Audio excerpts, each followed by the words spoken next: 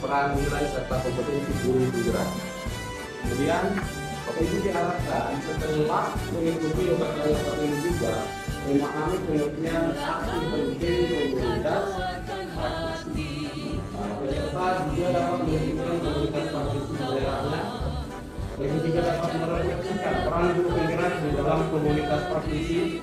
Bapak Ibu juga dapat memahami optimalisasi dampak komunitas di sekolah masing-masing. Ini tujuan yang sudah kita capai bersama kurang lebih waktu yang selesai. Saling kolaborasi, apa lagi?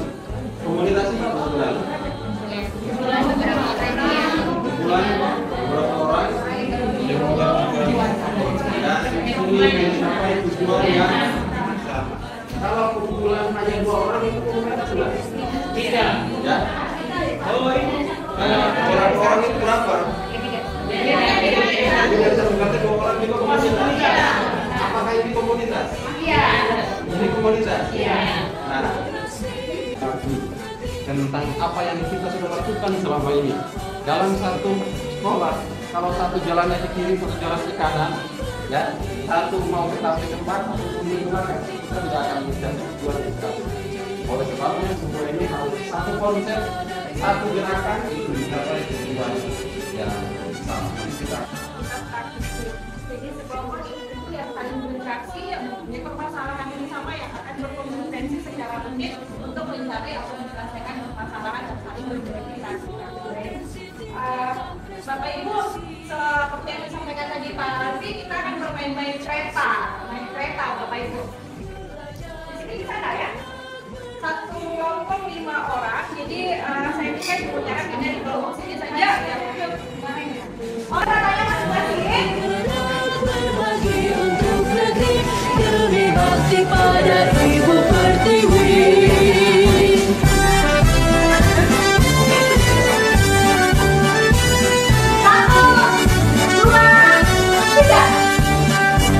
Bulatkan tekad, kuatkan hati, negeri ini memanggilmu kawan. Belajar bergerak berbagi untuk negeri, guru penggerak majukan pendidikan, guru penggerak menghamba pada murid, kreatif rancang pembelajaran, hargai potensi. Ada tugas berat yang harus saya pikul sehingga teman yang punya dalam hal ini pemahaman yang masih sempit terkait dengan perubahan-perubahan yang akan dibuat terkait misalnya dengan visi, maka saya sebagai seorang guru penggerak harus bisa membuka diri dengan sabar, memberikan isyarat, mendampingi dan berkolaborasi dengan baik sehingga visi dan tujuan daripada atau visi itu dapat tercapai. Ketika saya memberikan isyarat yang salah, tidak bisa menjadi contoh yang baik, maka pasti teman saya tidak bisa menyelesaikan tugas dan pasti komunitas itu tidak bisa berjalan dengan lancar. Luar biasa, kekuatan Ibu, kekuatan. Oke, ada kekuasaan tersendiri ya. Oke, ada kekuasaan tersendiri di dalam pribadi masing-masing atau di dalam diri ya, Bapak Ibu seperti itu. Masih ada lagi nih pertanyaannya. Bagaimana cara bisa mengumpulkan seluruh bola dengan cepat? Selain kolaborasi, ada trik tersendiri bagaimana mencapai tujuan tersebut. Jadi ada satu bahwa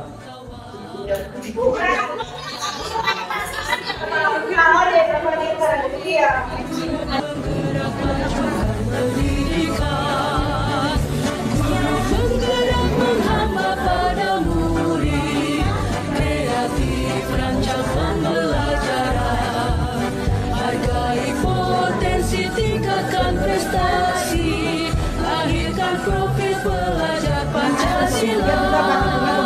Terkait dengan buat kelompok 2 ya, oke baik. Kan kita mungkin kelompok 1 sudah siap. Pak Yati mungkin bisa mewakili teman-teman.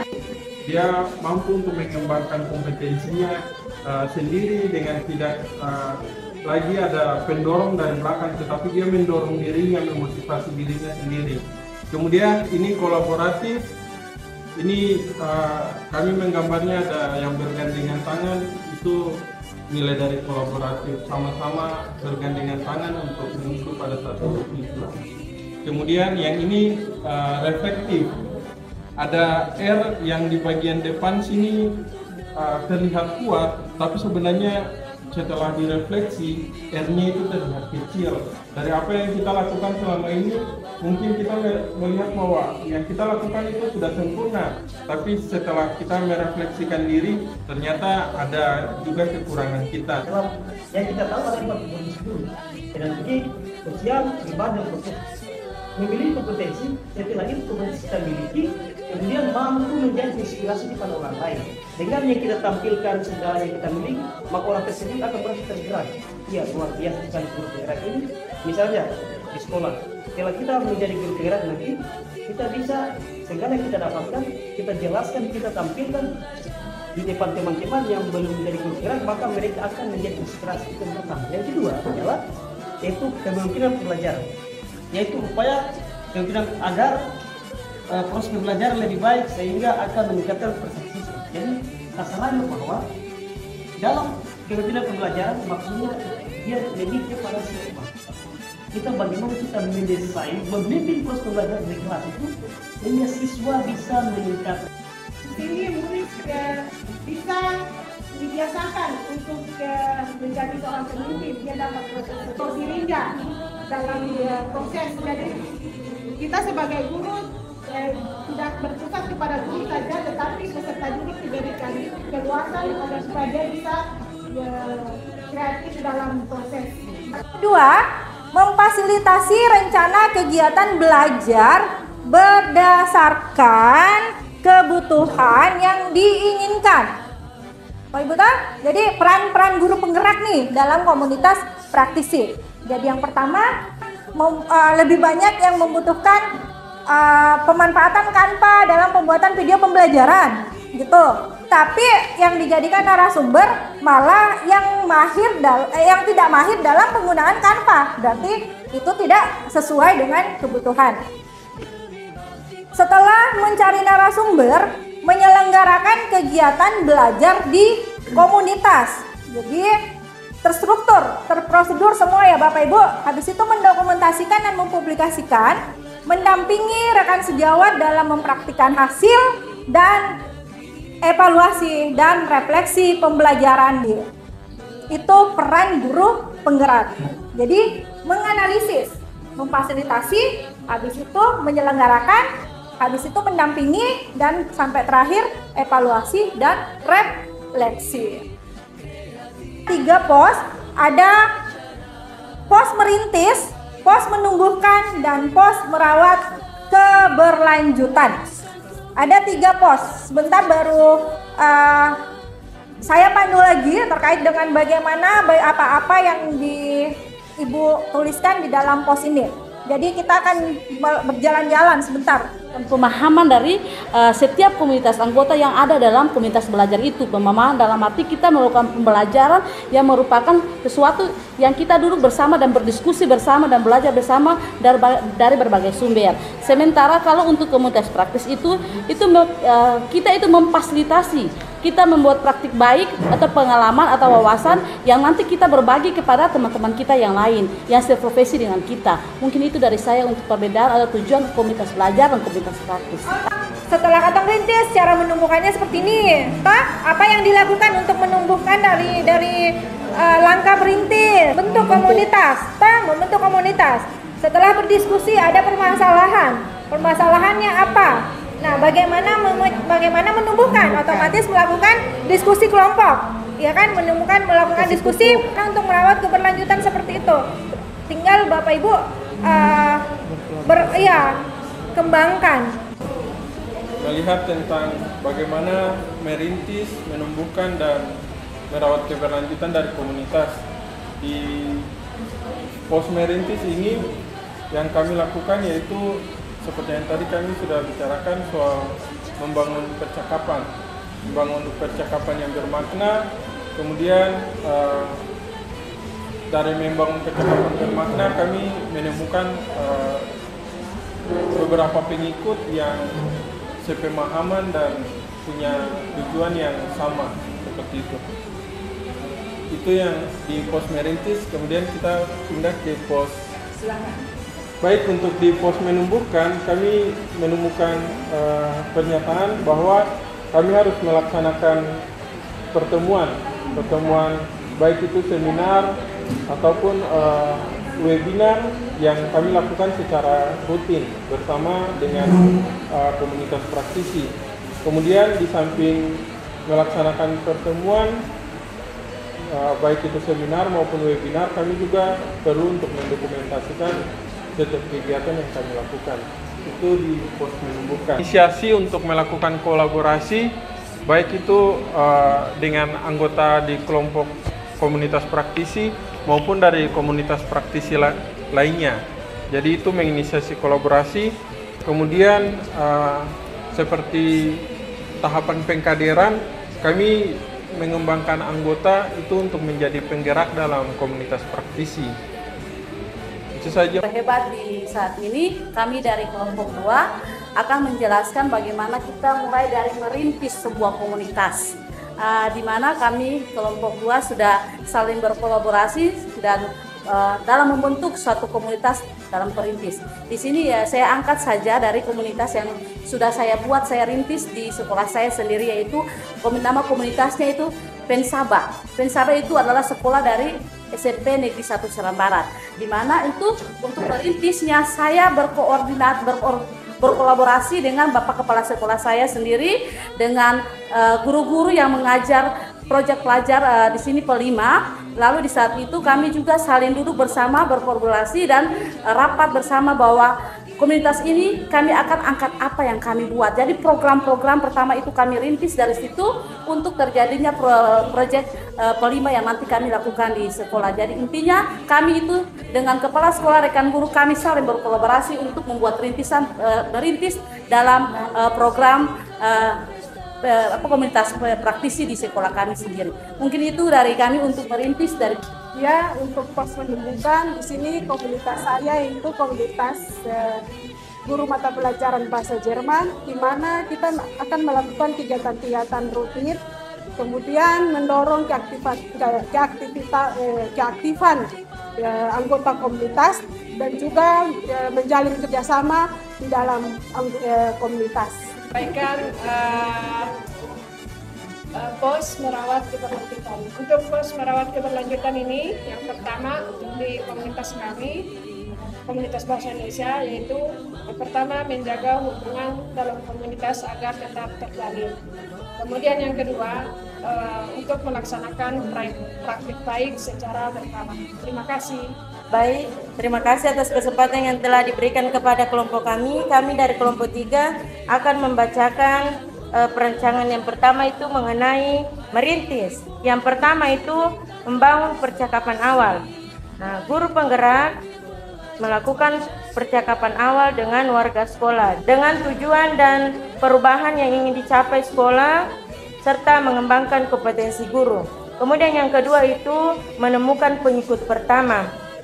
Pertama adalah rekan guru yang bersedia dan bersemangat turut menggerakkan komunitas belajar bersama guru penggerak. Kemudian yang ketiga, membangun percakapan bermakna, dimulai dengan pemetaan masalah-masalah dan rencana solusi yang bisa dilakukan bersama.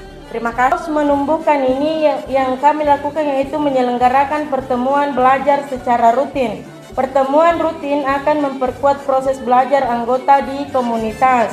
Jadwal dan lamanya pertemuan disepakati oleh anggota agar anggota berkomitmen menghadiri pertemuan baik secara luring maupun secara daring. Dan itu mengembangkan anggota menjadi komunitas praktisi.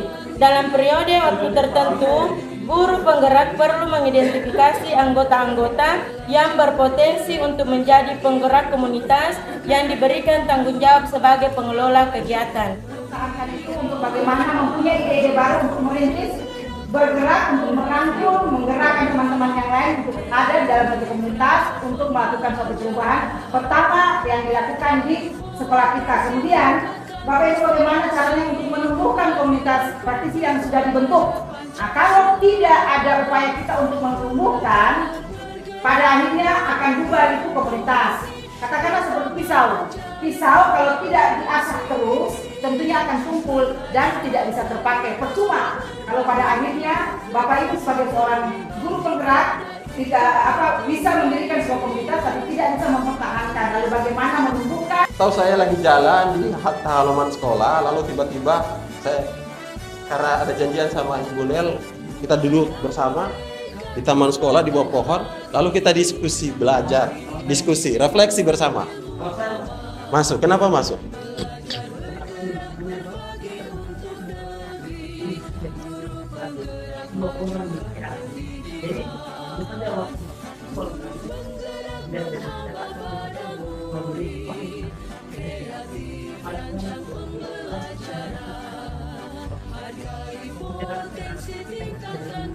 Ya, karena lebih dari satu. Berarti Pak Ode melihat dari jumlahnya.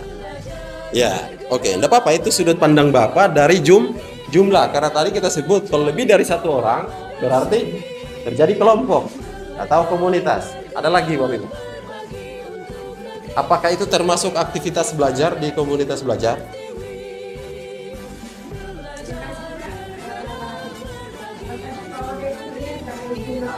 Ya. Aktivitas belajar di komunitas belajar.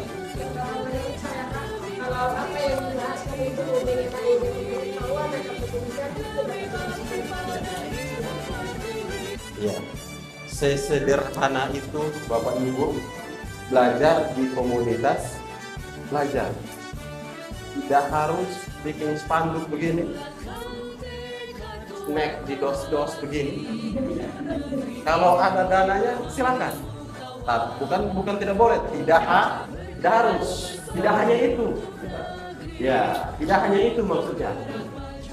Karena kita terobsesi kalau bikin kegiatan atau belajar di komunitas belajar itu tunggu anggaran dari Arkas itu dimuat baru bikin. Makanya tadi yang saya katakan, belajar dan bergerak tidak terikat dengan waktu dan tempat. Ya, kalau betul kita percaya bahwa belajar itu sepanjang hayat, maka hindari obsesi kita terhadap sebuah tempat. Di mana saja kita bisa belajar, Bapak Ibu. Nah, seperti itu sederhananya belajar di komunitas belajar. Oke, tahap Bapak Ibu menghadapi hal-hal dalam perjalanan setiap komunitas belajar itu menghadapi tantangan yang beragam. Dan ada tantangan yang mirip, sering terjadi di semua komunitas belajar. Ada tantangan yang berbeda, karena khas daerah itu berbeda-beda. Nah, kita contohkan satu tantangan yang sering, bukan masalah ya, bukan masalah, itu tantangan. Satu masalah, tantangan yang sering muncul itu adalah kita pingin teman-teman kita mendapat imbas dari ilmu kita atau pengalaman kita yang kita dapat, tapi kadang mereka belum terpanggil, ya. Seperti Bu Dwi, ada yang sampaikan tadi ya, Ibu Dwi sampaikan tadi. Ada yang sudah dikasih tahu, ya, tapi begitu saja, pemahamannya begitu saja. Bapak Ibu, jangankan murid, semua manusia itu punya gaya belajar. Jadi kalau Bapak Ibu memulai menerapkan pembelajaran diferensiasi ke murid, tetapi sesama teman-teman tidak menerapkan pendekatan diferensiasi, sama saja Bapak Ibu tidak akan tercapai. Contoh, saya contohkan begini. Di Arkas sekolah ada satu anggaran, namanya pembuatan media pembelajaran menggunakan aplikasi Canva. Menurut Bapak Ibu diferensiasi itu tidak? Ya. Spanduknya dibuat. Pembuatan media pembelajaran berdasarkan aplikasi Canva. Pengawasnya diundang untuk membuka acara. Guru-gurunya semua hadir. Siswanya diliburkan. Ini Bapak Ibu, banyak kegiatan yang kita lakukan, membuat anggaran di sekolah, tapi tidak pernah sampai tujuan. Ya. Nah, tiba saatnya semua guru datang dengan laptop sebagai syarat. Harus datang dengan laptop. Karena memang syaratnya harus ada laptop. Ya. Terus apalagi? ID belajar. Karena memang memanfaatkan Canva dengan ID belajar itu gratis. Katanya begitu. Nah, pendampingan ya individu. Ya. Ada solusi pendampingan individu. Ada lagi? Ya, silakan Ibu Fer.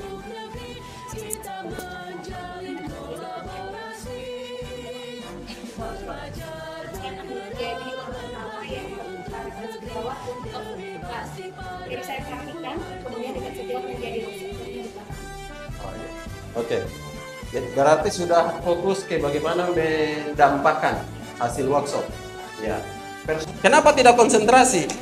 Ya cepat jenuh karena memang pelatihannya dari dulu begitu-begitu saja. Perlu restitusi. Itu yang disebut restitusi. Perlu mengubah cara lama yang hasilnya begitu-begitu saja. Kenapa kita tidak berani membuat sebuah cara baru, terobosan baru? Nah, jangan berpikir membuat terobosan baru itu dengan hal-hal yang sulit. Ya, kembali ke peran Bapak Ibu sebagai guru penggerak pada kompetensi mandiri. Menumbuhkan diri sendiri, ya. Ya, mulai dari hal kecil. Ibu kepala sekolah menyampaikan ke saya bahwa di Arka Sekolah ada satu kegiatan peningkatan kompetensi guru, yaitu pembuatan media pembelajaran dengan Canva. Ya. Yang pertama saya lakukan sebagai penggerak komunitas belajar, sama seperti Bapak Ibu, ini kan menerapkan diferensiasi nih. Apa dulu yang pertama? Identifikasi. Saya lakukan dulu asesmen awal. Saya buat polling kayak di grup kelas sekolah, atau saya buat form atau kuesioner bahwa di antara Bapak Ibu hanya 5 orang yang punya dasar-dasar Canva. Berarti yang memiliki kompetensi persyarat hanya 5 orang. Caranya apa Bapak Ibu? Rubah judul. Ya, kenapa harus dipaksakan semua dengan Canva? Apakah murid hanya akan tahu satu materi pembelajaran hanya dengan media yang dibuat di Canva? Iya. Nah, pengalaman kami kalau seperti itu, temanya kita rubah. Apa? Buat media, bukan video, media pembelajaran yang menyenangkan. Sampai pada pelaksanaan, Canva duduk satu kelompok, iya kan? Ibu kemampuan IT ada di mana? Pak, saya sebatas sampai di PowerPoint. PowerPoint bisa bikin media enggak? Bisa bikin video enggak? Bisa. Kelompok PowerPoint di sini. Ini tidak bisa sama sekali. Sudah kasih karton manila. Tujuannya kan media. Ya, gunting ini masyarakat kinestetik ya, biasa begitu. Ya, gunting, kertas, apa dikasih fasilitasnya. Ahli Canva di sini. Ketika ini jalan, Bapak Ibu, kelompok PowerPoint, kelompok Canva, kelompok yang tadi Ibu sampaikan, ya, Bapak sampaikan tadi, yang gaptek misalnya, ya, belum kuasai teknologi. Mereka tidak boleh harus menunggu tahu teknologi dulu baru buat media. Iya, kan media itu ada dua Bapak Ibu. Media berbasis teknologi modern dan media berbasis teknologi tepat guna. Tidak semua media teknologi modern itu bisa membantu siswa, tidak semuanya Bapak Ibu. Ya. Nah, disitulah proses berjalan. Ternyata Bapak Ibu bisa online. Ya kan? Ya. Nah, oke. Daftarkan komunitas Bapak Ibu. Bapak Ibu hanya bisa mendaftar satu komunitas. Oke, demikian Bapak Ibu ya, sebagai penguatan. Silakan mulai dari hal-hal kecil ya. Mulai dari diri Bapak Ibu, karena Bapak Ibu ini adalah transformer yang akan mengubah orang lain, yang akan membawa gerakan transformasi. Ya. Orang tidak akan percaya Bapak Ibu kalau Bapak Ibu belum bikin. Ya. Orang tidak akan mengikuti apa yang Bapak Ibu sampaikan kalau Bapak Ibu belum praktikan. Nah, Pak Yunani menyatakan begini, untuk mendidik satu anak butuh orang satu desa. Bayangkan, satu anak saja membutuhkan orang satu desa. Itu artinya Bapak Ibu, pekerjaan kebutuhan belajar murid bukan tanggung jawab Bapak Ibu sendiri sebagai guru penggerak di sekolah. Apalagi kalau guru penggerak cuma satu di sekolah. Tapi pemahaman Bapak Ibu tentang modul 1, modul 2, modul 3 harus juga dituangkan kepada teman-teman di sekolah. Nah, Bapak Ibu akan tidak mudah menuangkan itu. Ibu Bapak akan hadapi beragam tantangan di sana. Ada yang support, ada yang tidak support, ada yang balik belakang, ya. Persoalan senioritas, persoalan orang baru.